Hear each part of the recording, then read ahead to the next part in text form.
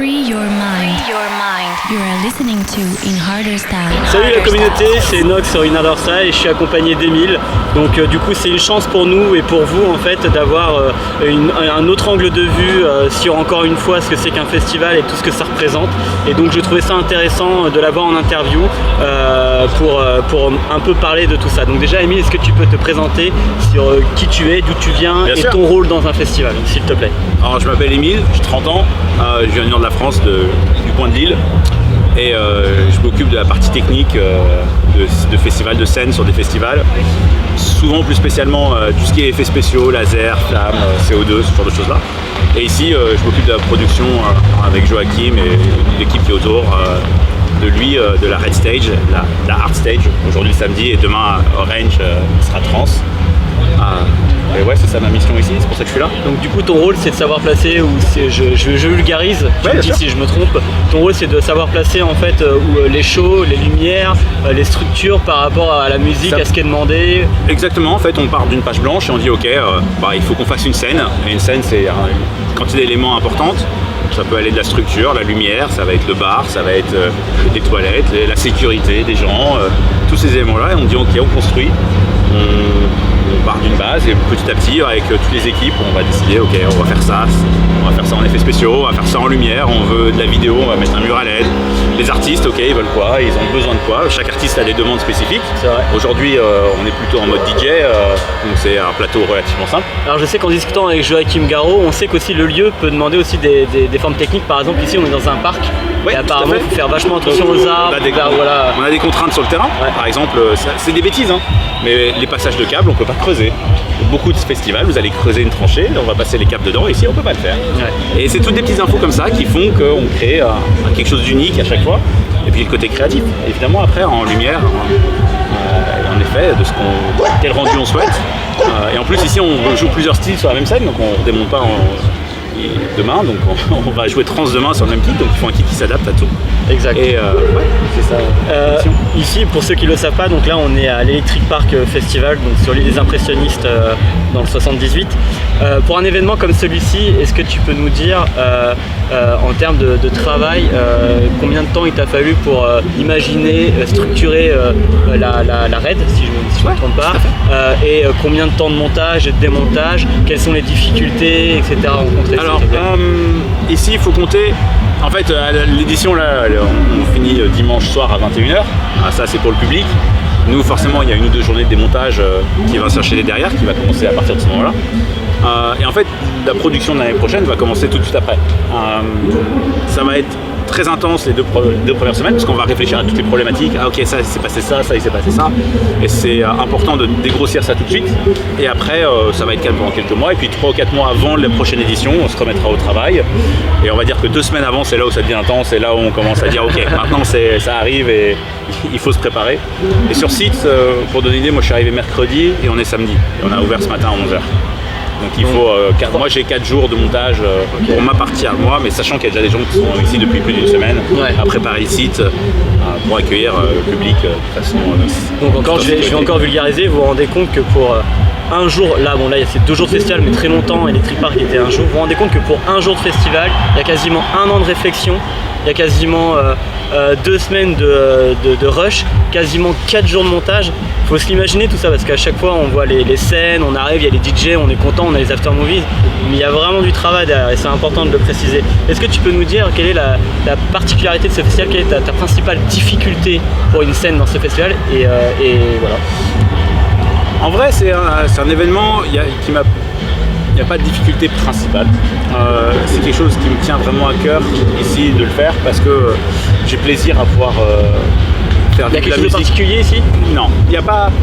Les choses particulières, c'est d'offrir de la musique très variée en électronique en France.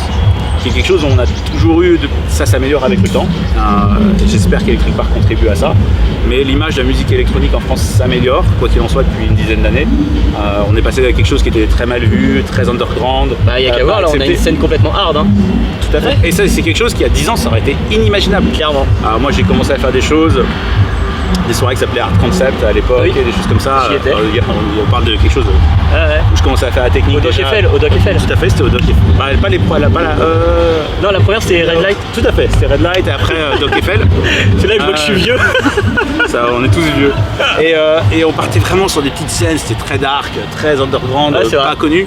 Et maintenant, il y a des events avec des gros DJ hardstyle, hardcore, Frenchcore, partout. Et ouais, ça fait plaisir Ça de fait pouvoir plaisir. profiter de ça. Ouais. Et c'est ça la particularité pour moi de ce festival. Et C'est de vrai. pouvoir vraiment ouvrir. Je sais que je cite d'autres noms, mais il y a Dream Nation par exemple dans 2 semaines, sur lequel je travaille aussi. On dit ok, On là, y c'est sera un- aussi. c'est un event vraiment hard music dans l'ensemble. Et ici on a Bob Sinclair qui Oui, joue oui, sur une oui. scène et on a Cefa qui joue à côté. Mais c'est ça qui est fort dans ce Sur festival-là. le même event. Ouais. Et ça c'est quelque chose qui est rarissime. Et même en Hollande, c'est pas des choses très communes. Généralement on a un event hard, on a un event raw, on a un event hardstyle. Et moi je dis toujours que c'est grâce à ce genre d'événement que le public en fait peut se mélanger, découvrir d'autres styles de Ouais, musique et se c'est- dire ah mais c'est- finalement j'aime bien alors qu'ils connaissaient pas. Ouais, Je dis il y a toujours plein, ça. il y a plein de possibilités aujourd'hui de se dire ok, je peux venir ici, kiffer sur la Yellow et aller écouter quelque chose, et puis dire bah, en fait j'ai envie d'aller découvrir autre chose, je vais me balader, tiens il y a de la dubstep là-bas qui joue. Ouais. Bah, je vais écouter ça une demi-heure parce que c'est rigolo. Puis après on va tomber sur une scène hard, on va dire tiens maintenant là ça tape un peu plus. Bon Yes. bah, je vais me reposer un peu plus et je vais me décontracter sur de la minimale. Et vraiment avoir ce mix là pour moi est quelque chose de C'est une super ouverture positif d'esprit. Ouais. pour le public. Je vais recentrer maintenant sur Bien quand même sûr. ton travail. Du coup, en fait, là sur cette scène-là, pour la scène, l'employé, je le rappelle, il s'occupe de la raid. Pour une telle scène, combien de techniciens travaillent avec toi pour une telle scène? On est une vingtaine à peu près en tout techniquement. Il y a différents corps de métier qui vont intervenir. Ça va être de la structure avec des gens qui vont s'occuper des charges et s'assurer que tout tient. Parce qu'il faut savoir, il faut avoir des certifications pour tel ou tel rôle. Par exemple, les gens qui sont suspendus en débaudrier, ils ont des certifications. Et en plus, même eux, selon les hauteurs qu'ils ont, ils ont différentes certifications. Tout ça, c'est de la Il y a problématique qu'il faut tous prendre les en jeu. engins à conduire ont des certifications, à tous les effets pyrotechniques on essaie de la certification. Ouais, c'est des corps de métier, c'est des métiers différents et il faut faire appel aux gens qui connaissent leur métier. Moi je connais le mien, il y a des gens qui sont spécialisés dans autre chose que je ne saurais pas Et faire. bah tiens, Et en il parlant faut- de ton métier, est-ce qu'il t'a fallu une formation, un diplôme pour ça? Alors moi je suis quelqu'un qui j'ai des formations spécifiques sur l'exploitation d'équipements, notamment tout ce qui est laser ou pyro. Mais c'est pas des formations comme on pourrait s'entendre à une licence ou à un BTS ou ce qu'on veut comme en France, si on parle de ce genre de choses là. Moi je suis juste une formation électronique à la base. Mais j'ai commencé à bosser dans cet univers-là, j'avais 14 ans. Donc maintenant, ça fait plus de 15 ans que je fais ça, que je fais de la technique. Et j'ai commencé à 14 ans, on passe le balai et on change les ampoules. Et c'est à peu près ça le job. Et au fur et à mesure, ouais, on grandit. Ah, c'est la on passion. Ouais, la passion. Et puis d'être motivé, hein, d'être présent, de montrer qu'on en veut.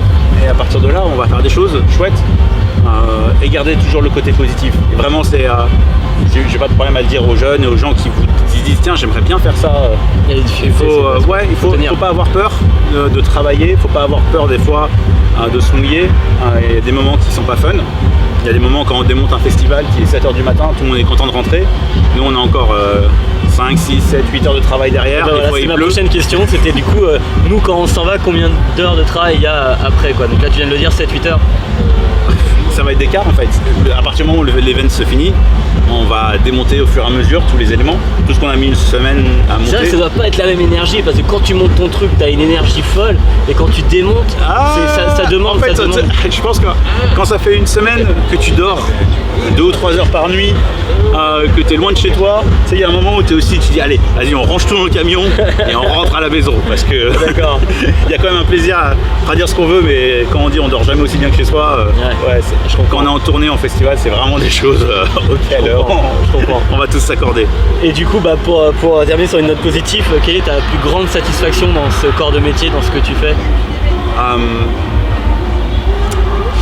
Proposer des choses, tu sais, que les gens n'ont pas encore vues ou pas encore découvert. Et pour moi, j'ai bossé sur des shows. Surprendre les gens? Ouais, des choses que tu sais, quand on te pousse, ce que je fais est tellement varié. Tu vois, hier soir, je faisais un shooting pour Canal+ dans des champs de maïs. Pour te donner une idée de mon planning. Avant-hier, j'étais dans un musée à Bruxelles, en train de faire des œuvres d'art en laser. Tu vois, et tous les jours, on fait des trucs nouveaux, et tous les jours, c'est différent. Et ça, c'est ce qui me plaît moi, et c'est ça qui me motive tous les jours. Et ici, pourquoi Electric Park? Pourquoi les events? Parce que c'est une musique qui me plaît et qu'aujourd'hui la faire découvrir au plus de gens possible, c'est quelque chose qui me fait plaisir. Pouvoir vibrer, il y a plein de moments magiques. Tu sais, quand tu bosses dans ce métier-là, faire des scènes, ça devient tellement automatique que t'es plus impressionné par ça. Mais il y a des moments clés qui me font encore vibrer. Il y a des tracks, par exemple, ça fait 1 an et demi aujourd'hui qu'on n'a pas à peu près joué à Electric Park. C'est mon premier gros festival depuis la fin Covid en France. Et aujourd'hui, de se dire, ok, je vais voir plein d'artistes que j'aime bien, que j'ai pas vu depuis très longtemps. Il y a ce côté-là aussi, être près des artistes et tout, bien sûr. Ouais, bien sûr. Et puis de pouvoir participer, parce qu'en fait, c'est l'ensemble. S'il n'y a pas de technique, il n'y a pas d'artiste. Mais s'il n'y a pas de production, il n'y a pas d'artiste. S'il n'y a pas c'est ce que j'essaie de démontrer avec mon vlog aussi, c'est de montrer un peu tous les gens qui travaillent dessus. Parce que c'est l'ensemble. En fait, l'artiste, les gens, ils voient l'artiste sur scène, ou les artistes sur scène, en groupe. Mais en fait, pour que ces mecs-là ils jouent, il faut tout un tas de monde. Mais les artistes le savent, croyez-moi. Ouais, ils le savent très très bien. Moi, j'ai pas de... Pour parler un petit peu d'autre chose que je fais, moi je bosse avec Martin Garrix notamment, et ça fait partie des mecs qui viendra se checker avec tout le monde, viendra discuter avec tout le monde avant le show, checker. C'est de la reconnaissance. Voir, non, parce qu'il a aussi une idée, c'est aussi un artiste lui-même, et il se dit, moi j'ai mon concept, j'ai mes idées, voilà ce que j'aimerais, est-ce que c'est possible, est-ce qu'on peut faire, et c'est des gens qui s'investissent derrière. Et aujourd'hui, tous les gros artistes, que ce soit eux-mêmes ou des gens autour d'eux, font ultra gaffe à ça. Des directeurs photo, tout le monde en a, des directeurs de communication, tout le monde en a. Et c'est l'artiste, c'est juste la personne qu'on voit, mais en fait il est entouré de tout un tas de gens pour que cette personne fonctionne. Et ça, ça a pris une telle ampleur. Aujourd'hui, c'est très organisé. Eh ben écoute, en tout cas, merci de ta disponibilité, merci d'avoir raconté tout ça à nos auditeurs. Est-ce que tu as un mot de la fin, un mot pour nos auditeurs ou quelque chose à rajouter? Venez en event, que ce soit ici ou partout ailleurs, venez écouter de la musique, profiter, faut vibrer. On a la chance, on est enfin libre, on se parle sans masque, tout le monde est là. Ouais, faut renforcer la communauté. Bien sûr, ouais, toujours. Eh ben écoute, je te remercie, c'était cool. Avec grand plaisir. C'était Nox sur In Other Style et see ya. Free your mind. You are listening to In Harder Style. In Harder Style.